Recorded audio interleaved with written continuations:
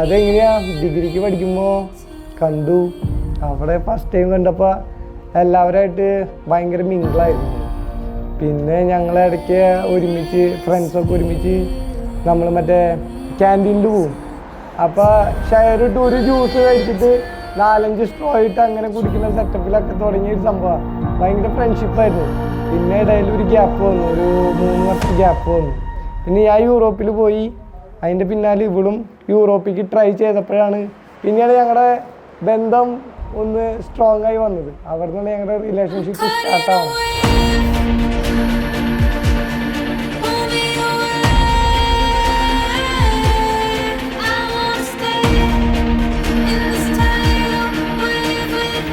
നീനുവിനെ കുറിച്ച് എന്ന് പറഞ്ഞാൽ ഷീസ് മൈ ഡോട്ടർ.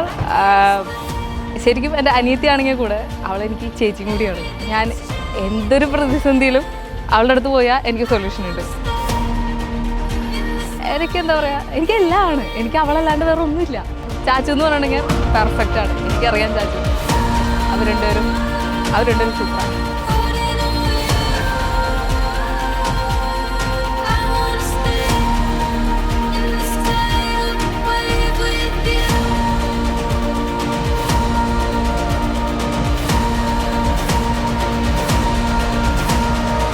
അച്ഛൻ്റെ ഏറ്റവും വലിയ ആഗ്രഹമായിരുന്നു അവളുടെ കല്യാണം നടന്ന് കാണണം.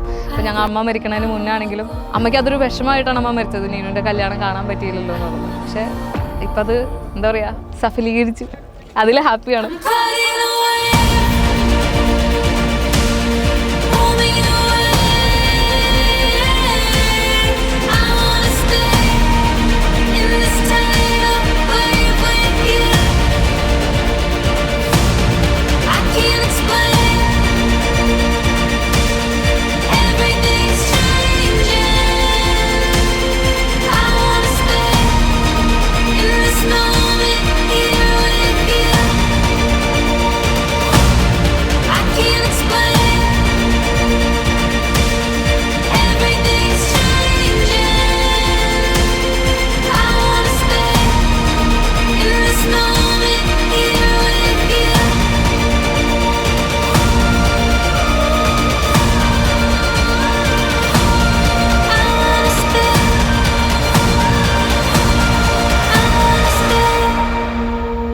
അവൾക്ക് ചാച്ചുവിനെ കിട്ടിയതും ചാച്ചുവിനെ അവളെ കിട്ടിയതും ഏറ്റവും വലിയ ഒരു ഭാഗ്യമായിട്ട് ഞങ്ങൾ കാണുന്നു.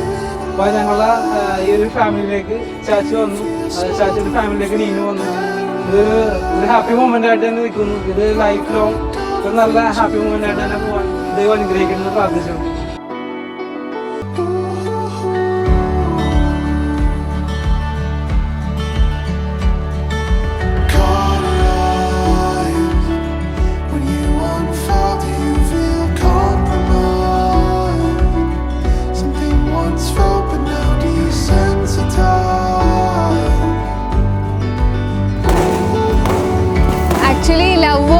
ലൈഫ് എന്ന് പറഞ്ഞു കഴിഞ്ഞാൽ എല്ലാവർക്കും ഇമ്പോർട്ടൻ്റ് ആണ്. അതുപോലെ തന്നെ എൻ്റെ നീനു അല്ലെങ്കിൽ എൻ്റെ ചാച്ചു എന്ന് പറയുമ്പോൾ അവർ ഒരുമിച്ച് എത്ര കാലത്തിന് ശേഷമാണ് നമ്മൾ ഒരുമിച്ച് നടന്ന ആൾക്കാരാണ്. അവർ ഒരുമിച്ചാവണമെന്ന് പറയുമ്പോൾ ഭയങ്കര സന്തോഷമാണ്. എനിക്ക് എൻ്റെ ഒരു ലവ് ഓഫ് ലൈഫ് കിട്ടിയ പോലെയാണ് നീനുവിന് ചാച്ചുവിനെ കിട്ടുന്നത്. അവർ എന്നും ലൈഫ് ലോങ് അതുപോലെ അടിച്ചു പൊളിച്ച് ജീവിക്കണമെന്ന് ആഗ്രഹിക്കുന്ന ഒരാളാണ്.